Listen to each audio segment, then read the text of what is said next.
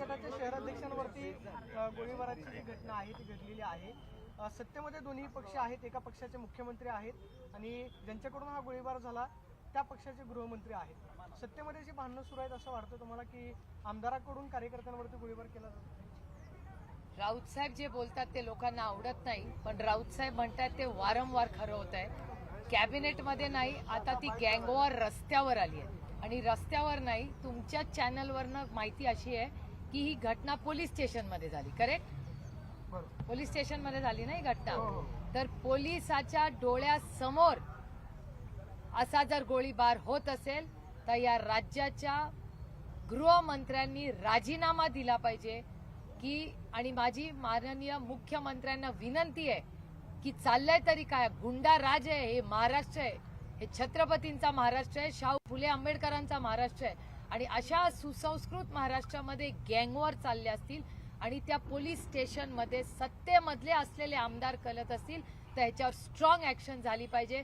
मी हा मुद्दा इथे नाही, मी दिल्ली दरबारी सोमवारी मी पार्लमेंटमध्ये हा मुद्दा उचलणार आहे। मी स्वतः देशाच्या गृहमंत्र्यांची भेट घ्यायची सोमवारी वेळ मागणार आहे की महाराष्ट्रामध्ये चाललंय काय। जर एक सत्तेत असलेला आमदार एका सहकारी, कोणीही तो सहकारी असू दे, पण दुसऱ्या माणसावर जर पोलीसमध्ये गोळीबार करत असेल तर सर्वसामान्य मायबाप जनतेने कुणावर विश्वास ठेवायचा, याचा मी जाहीर निषेध करते आणि राज्याच्या गृहमंत्र्यांनी राजीनामा दिला पाहिजे आणि याची इन्क्वायरी झाली पाहिजे की हे झालंच कसं आणि ज्यांनी कोणी हे केलं असेल त्याला शिक्षा झाली पाहिजे।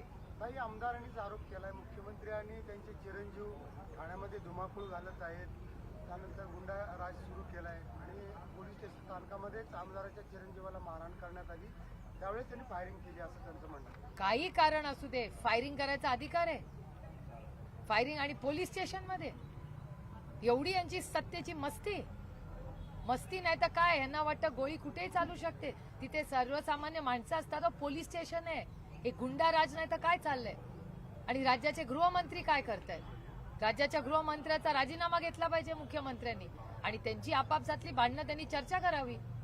याच्यात सर्वसामान्य माणूस भरडला जातोय, महाराष्ट्र भरडला जातोय, काही नियंत्रण नाहीये, क्राईम वाढलेला आहे या राज्यामध्ये आणि मी हे पार्लमेंटमध्ये 100% बोलणार आहे। संधी मिळाली तर सोमवारी नाही तर मंगळवारी, पण मी रेस करणार आणि 100% मी देशाच्या गृहमंत्र्यांपर्यंत हे पोहोचवणार आहे। मी आजच ट्विट करणार आहे। सत्तेतली भांडणं आता रस्त्यावरती येतात असं वाटतंय का गोळीबाराच्या माध्यमातून? आता गोळीबार हो, आम्ही तर बंदुकीच्याच विरोधात आहोत, आमचा बंदुकीचा दूर दूर तक संबंध नाही। बंदूक कुठे बॉर्डरवर असते, आपल्या जवानांकडे असते, अशा लोकांकडे सेफ्टी सिक्युरिटीसाठी बंदूक असते, पोलिसाकडे असते, त्या वर्दीचा मान सन्मान करणारे आपण मराठी लोक आहोत। वर्दीला सॅल्यूट करतो, लहान मुलाला विचारून बघा मोठं झाल्यावर काय व्हायचंय, त्याला पोलीस व्हायचं असेल, एक आदर्श म्हणून पोलिसांकडे आपण महाराष्ट्रातल्या बघतो।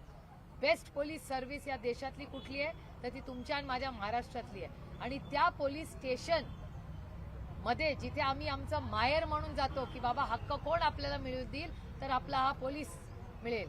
लहान मुलं पोलिसाला मामा म्हणतात या राज्यामध्ये की मामा आहे, आपल्या अधिकाराचा आहे तो। अशा ठिकाणी म्हणजे दिवसा ढवळ्या कॅमेराच्या समोर भांडणं होतात पोलीस स्टेशनला आणि पोलीस स्टेशनवर पोलिसाच्या समोर हिम्मतच कशी होते एखाद्या आमदाराची। ही सत्तेची मस्ती नाही तर काय, गृहमंत्र्यांनी राजीनामा दिलाच पाहिजे याच्यासाठी, त्यांच्या पक्षाचा माणूस येतो आणि त्यांनी इथे केला नाही तर मी दिल्लीत गृहमंत्र्यांना आत्ता ट्विट करणार आहे आणि सोमवारी आणि मंगळवारी त्यांची भेट घेणार आहे। आमदारावरती काय कारवाई व्हावी असं तुम्हाला वाटतं? कारण ते भाजपचे आमदार आहेत। कुठले का अहो असं काय, म्हणजे सत्तेत असला म्हणून तुमच्यावर कारवाई होणार नाही आणि विरोधात असला तर काही नाही केलं तरी कारवाई? बॉस ही लोकशाही अजून तरी दडपशाही नाहीये, त्यांना वाटतं दडपशाही आहे, पण भारतीय जनता पक्षाचा आमदार असेल म्हणून त्यांनी काय करावं? उद्या तुम्हाला आणि मला गोळी मारेल, मग त्याला काय हार घालणार होता? पण तुम्ही बघताय काय झालं, मध्ये आपलीच एक भगिनी जिच्यावर बलात्कार झाला तिच्यावरचे सगळे गुन्हे कोर्टाने, एका छोट्या कोर्टाने त्यांना सोडून दिलं होतं, परत सुप्रीम कोर्टाने इंटरव्हेन्शन केलंच की नाही त्या केसमध्ये आणि दिलं की नाही त्यांना आत? नियम आहे, देश नियम कायद्याने चालतो, सत्तेच्या मस्तीने नाही चालत। गृहमंत्री देवेंद्र फडणवीस 2 दिवसांपूर्वी दिल्लीमध्ये गेलेले होते, भाजपचे राष्ट्राध्यक्ष जे पी नड्डांची भेट घेतलेली होती। राज्यसभेच्या निवडणुकीमध्ये चौथा उमेदवार सुद्धा ते देण्याच्या तयारीमध्ये आहेत. सातत्यानं मुख्यमंत्री असतील किंवा उपमुख्यमंत्री देवेंद्र फडणवीस दिल्लीला जात आहेत आणि महाराष्ट्रामध्ये अशा घटना घडत आहेत. असं वाटतंय की महाराष्ट्रावरचं त्यांचं नियंत्रण जे आहे ते दिवसेंदिवस सुरू चाललंय. भारतीय जनता पक्षाची सत्तेची आणि पैशाची मस्ती आहे ही. सातत्याने त्यांचे आमदार म्हणतात पोलिसांना मारा, त्यांचे आमदार पोलिसांच्या समोर गोळीबार करतात पोलीस स्टेशनमध्ये. हे महाराष्ट्राच्या इतिहासात कधी झालेलं नाहीये. मला एकदा आठवतं, मला असं वाटतं की एकदा गोळीबार कुठल्या तरी पक्षाच्या मागच्या वर्षी गोळीबार झाला होता कंपाऊंडमध्ये आणि त्यांना क्लीन शीट द्यायचं पाप ह्याच सरकारने केलं होतं. आणि आता डायरेक्ट गोळीबार करून एकामेकांना गँग वॉर नाही तर काय हो, ही गँग वॉर आहे. जे सिनेमात बघतो ते आता वास्तवतेत रस्त्यात व्हायला लागले. हे आपापसात आलंय, उद्या तुम्हाला माळ्या गोळ्या मारतील हे लोक. अमित शहानी काय कारवाई करावी असं वाटतं? अमित शाह एक तर हा स्टेट सब्जेक्ट आहे. स्टेट सब्जेक्ट असला तरी हे राज्याच्या गृहमंत्र्याचा मुळे जायचा कुणाकडे? मी लोकप्रतिनिधी आहे, मला दिल्लीला निवडून पाठवलं, मी दिल्लीला बोलणार आहे. हा विषय अतिशय गंभीर विषय आहे, राजकीय विषय नाही. याच्यात राजकारण आणू नका. पण सत्तेत असलेला पक्ष असा मस्तीने वागत असेल तर त्याच्यावर ऍक्शन घेतलीच पाहिजे. आणि आज भारतीय जनता पक्षाकडे कुठलीही नैतिकता राहिलेली नाही. अशा कुठल्या बाबतीत त्यांची बाजू घ्यायची. पोलीस स्टेशनमध्ये पीआय समोरच ही घटना होते, मात्र त्या पीआयने तिथे ऍक्शन घेतली पाहिजे होती किंवा त्याच्यावर काही कारवाई झाली पाहिजे होती असं वाटतं. माझं म्हणणं आहे याची एक डिटेल इन्क्वायरी झाली पाहिजे, पारदर्शकपणे झाली आहे.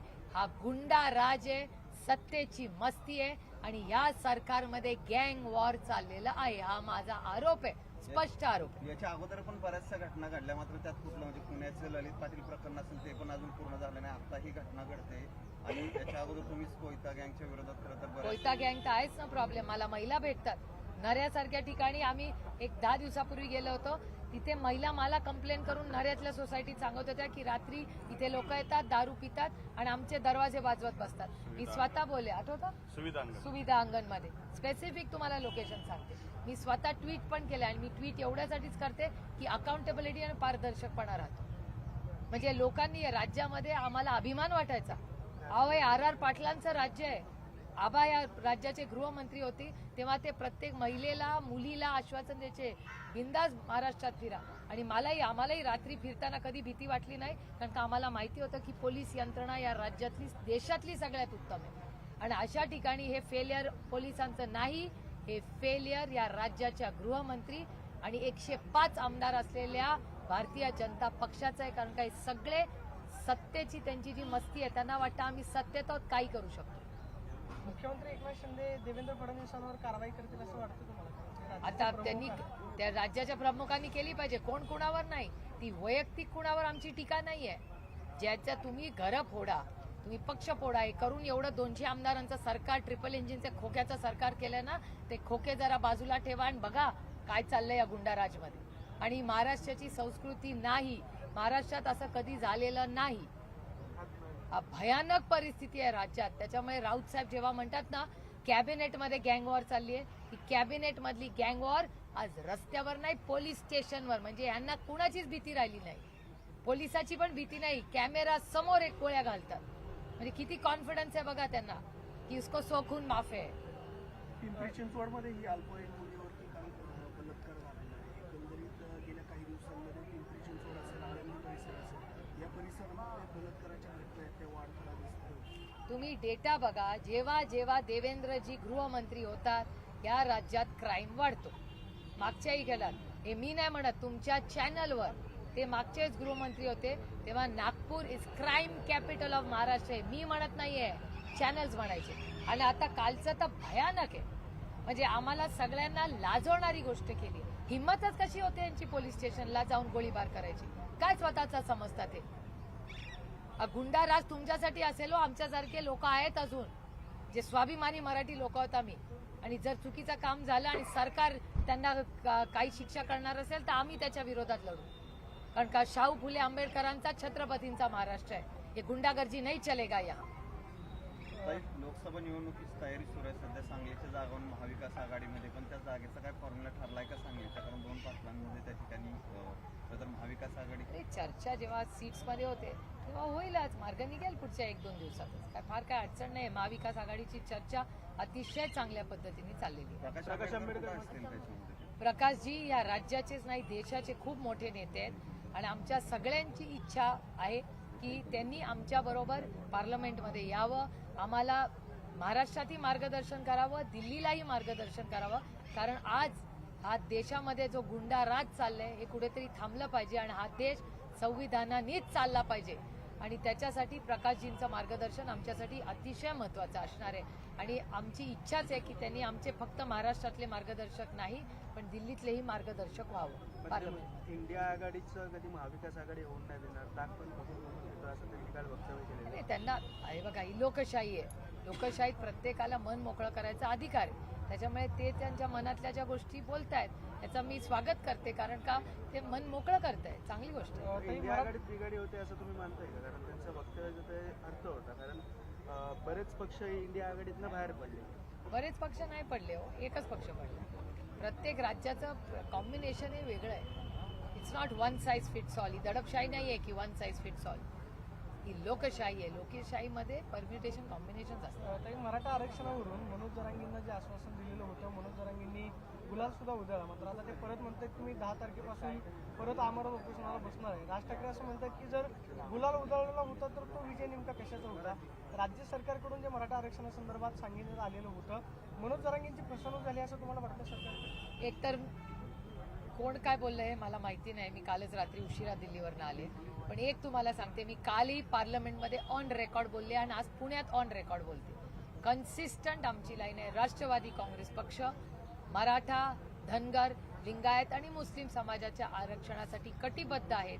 कुठलंही सरकार जेव्हा प्रस्ताव आणेल, आज त्यांचा आहे उद्या आमचा असेल, तर जो कोणी प्रस्ताव आणेल त्याला पूर्ण ताकदीने मराठा, धनगर, लिंगायत आणि मुस्लिम समाजाच्या आरक्षणाच्या सगळ्या मागण्यांसाठी आम्ही कटिबद्ध आहोत आणि जे कोणी आणेल त्या प्रस्तावाला पूर्ण ताकदीने आम्ही मतदान करू. शिवसेनेचेच एक आमदार छगन भुजबळांचा राजीनामा मागतात किंवा त्यांनी राजीनामा दिला पाहिजे किंवा त्यांना काढून टाकलं पाहिजे मंत्रिमंडळातून, असं वक्तव्य केलंय त्यांनी. कमरेखाली लाद घालून त्यांना हाकलून दिलं पाहिजे अशी एक मला असं वाटतं भुजबळ साहेब हे या राज्याचे, देशाचे अतिशय मोठे कर्तृत्ववान नेते आहेत. संघर्षातून त्यांनी सगळं त्यांचं आयुष्य उभं केलेलं आहे. मी फार जवळून त्यांचं आयुष्य पाहिलेलं आहे. त्यांच्या आयुष्यात खूप उतार चढाव आलेले आहेत आणि ते माझ्या वडिलांच्या जवळपास त्या वयाचे आहेत. त्याच्यामुळे प्रत्येकाने सुसंस्कृत मराठी माणसांनी ज्यांच्यावर चांगले संस्कार झाले त्यांनी सगळ्याच ज्येष्ठ नागरिकांचा मान सन्मान करावा. भुजबळ साहेबी वयानी आणि कर्तृत्वानी मोठे आहेत. त्याच्यामुळे आज त्यांच्याबद्दल कोणीतरी बोलत असेल त्याबद्दल त्यांना दुःख झालं असं तेही अर्थातच तुमच्याच कोणाच्या तरी चॅनलवर काल सकाळी मी पाहिलं. त्यामुळे आज जे राऊत साहेब बोलतात ते खरं आहे.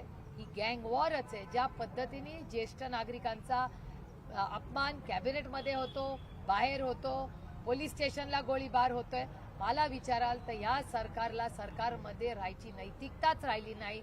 मला असं वाटतं केंद्र सरकारने या सरकारला बरखास्त केलं पाहिजे, ही माझी आजची मागणी आहे. अंजली दमानी असं म्हणतात की छगन भुजबळ भाजपमध्ये जातील आणि भाजपला त्यांना ओबीसी चेहरा म्हणून निवडायचं आहे. काल त्यांचं ट्विट आलं, त्याच्यावरती बरीच चर्चा काल दिवसभर होताना पाहायला मिळाली. खरंच असं वाटतं छगन भुजबळ आता अजितदादांसोबत आहेत, भविष्यामध्ये ते भाजपसोबत जातील?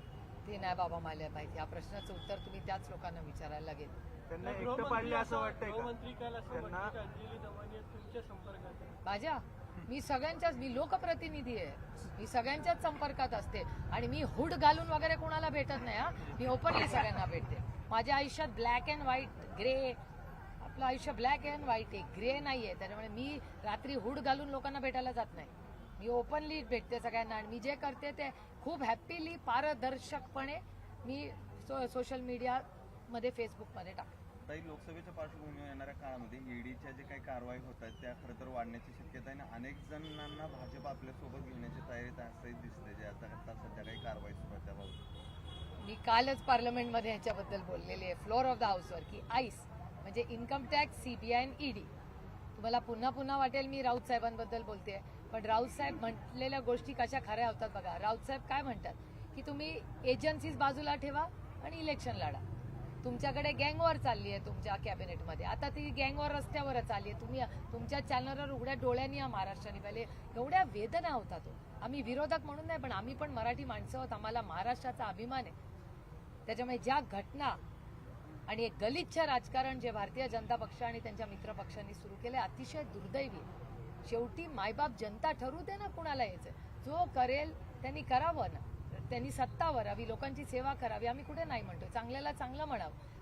अटल सेतू चांगली गोष्ट आहे, पण एकीकडे अटल सेतू करून जर समोर रक्तपात होणार असेल आणि गुंडागर्दी होणार असेल तर काय उपयोग त्याचा. घरातून बाहेर पडताना आता महिला 10 वेळा विचार करतात की अरे कोयता गँग आहे. क्राईम वाढलेला आहे. तुमच्या आणि माझ्या पुण्यात पण क्राईम वाढलाय. आणि I am going by data. मी उगाच गृहमंत्र्यांवर आरोप करत नाही, मी डेटा वाईज आरोप करते आणि या सरकारवर करते. आणि या सरकारमध्ये जर अशा गोष्टी होणार असतील तर मला विचाराल तर या सरकारला नैतिक अधिकारच राहिलेला नाही सत्तेमध्ये राहील. लोकसभेच्या अगोदर काय उलाढाली होण्याची शक्यता आहे अशा काय ते? अशात जर गँगवॉर राहिल्या तर काय होईल देवालाच ठाऊक. हे टीव्ही सिरियल करून ठेवलंय राज्य. म्हणजे नेटफ्लिक्सवर जसं गोळ्या झाडताना लोक दिसतात तसं टीव्ही. अहो आम्ही नाही कधी असं बघितलेलं. आम्ही रामकृष्ण हरीवाले लोक आहोत. पांडुरंगाचं नाव घेऊन आम्ही काम करतो. हरी मुखे म्हणा, मुख्यामध्ये हरी आहे. असले उद्योग नाही करत आम्ही. अजितदादा असं म्हणतात की याच घटनेच्या संदर्भामध्ये मी देवेंद्र फडणवीस आणि मुख्यमंत्री एकनाथ शिंदेशी बोलणार आहे. दादांचं आतापर्यंत आपण सगळ्यांनी काम पाहिलं की म्हणजे धडाकेबाज दादा रोखठोकपणे बोलतात. दादांनी या घटनेवरती रोखठोकपणे बोललं पाहिजे असं तुम्हाला वाटतं? कारण आता त्यांच्या सरकारचा अंतर्गत प्रश्न आहे. माझं माणुसकीच्या आणि महाराष्ट्रातली एक नागरिक म्हणून मागणी आहे या देशाच्या गृहमंत्र्याकडे की हे सरकार बरखास्त करा. 200 आमदार आहेत त्यांचे. 200 आमदार असताना गँगवॉर चाललंय. काय चाललंय का या राज्यामध्ये? मागच्याच आठवड्यात आमचे एक प्रतिनिधी एक आंदोलन कव्हर करताना पोलिसांनी त्यांना रोखलं आणि त्यांना फुरफटत नेलं. त्याचे व्हिडिओ आहे. त्या संदर्भात अजून कुठलीही पोलिसांनी कारवाई केलेली नाही. कारण का नियंत्रणच नाही ना पोलिसांवर. ज्या पद्धतीने जो एवढा महत्वाचा स्तंभ आहे म्हणजे प्रेस, 4 जे स्तंभ आहेत या देशाचे त्याच्यात प्रेस हा अतिशय महत्वाचा आहे. त्यांच्यावरही दडपशाही फक्त आमच्यावर आईसवाली होत नाही, आज तुमच्यावरही होतो. तुमच्याही मालकांचं. आता मला फार काय बोलायचं नाही, समजने वाले को इशारा काफी आहे. पण प्रेसवर ज्या पद्धतीने जी घटना पुण्यात घडली त्याचे आम्ही जाहीर निषेध करतो. आमचंही सरकार असतं तरी मी जाहीर निषेध केला. जो गलत है वो गलत ही है, कुणाचंही सरकार असो. शेवटचा प्रश्न, राज्यसभा निवडणुकीमध्ये राष्ट्रवादी काँग्रेस महाविकास आघाडीची आहे ती उमेदवार उभा करणार आहे का? कारण आमदारांची संख्या पण कमी आहे, त्याच्यामुळं नॉमिनेशन भरलं जाणार नाही अशी चर्चा आहे. त्याच्यामध्ये नॉर्मली कसं असतं, महाराष्ट्र हा सुसंस्कृत राज्य आहे. आता ह्यांनी येऊनच महाराष्ट्राची एवढी बदनामी केली आहे गँगवॉर सरकारने. त्याच्यामुळे दुर्दैव आहे. पण साधारणपणे महाराष्ट्रात सगळे पक्ष हे चर्चा करतात. त्याला सेटिंग म्हणत नाही, पण चर्चा करून सुसंस्कृतपणे आपल्याकडे घोडे बाजार होऊ नये याच्यासाठी सगळ्यांचे प्रयत्न असतात. पण हे दुर्दैव आहे. मला कळत नाही महाराष्ट्राला कुठली दृष्ट लागली आहे की पक्ष फोडा, घरं फोडा, गँगवॉर करा, पोलीस स्टेशनमध्ये हे सगळा गुंडा राज चाललाय. हे अतिशय दुर्दैव आहे आणि कुठेतरी बदललं पाहिजे आणि थांबलं पाहिजे कुठेतरी. काही राज्य सरकारी कथित प्रकरणी अजित पवारांवर काही दिवसांपूर्वी गुन्हा दाखल केलेला होता. त्यातून त्यांना वाचवण्यासाठी रोहित पवारांचा राजकीय बळी दिला जातोय असं शालिंदाई पाटील म्हणतात. अजित पवारांना एकीकडे संरक्षण दिलं जातंय आणि राजकीय बळी रोहित पवारांना दिला जातोय का? मला असं वाटतं या प्रश्नाचं उत्तर तुम्ही मला विचारण्याच्या ऐवजी देवेंद्र फडणवीसांना विचारा. कारण काही यंत्रणा आम्ही नाही चालवत, ते चालवतात. त्याच्यामुळे याचं उत्तर त्यांना विचारा तुम्ही. थँक्यू. काल झालं हो बघा ना, अगदी गलिच्छ. चला चला, मला याला जायचंय, जेजुरीला कार्यक्रम आहे. चला थँक्यू. हे कोणाचं आहे ते घ्या. लाईट उलटाय का? लाईट उलटाय का? इकडे या ताई, इकडे या. लाईट उलटाय सगळं अंदाज.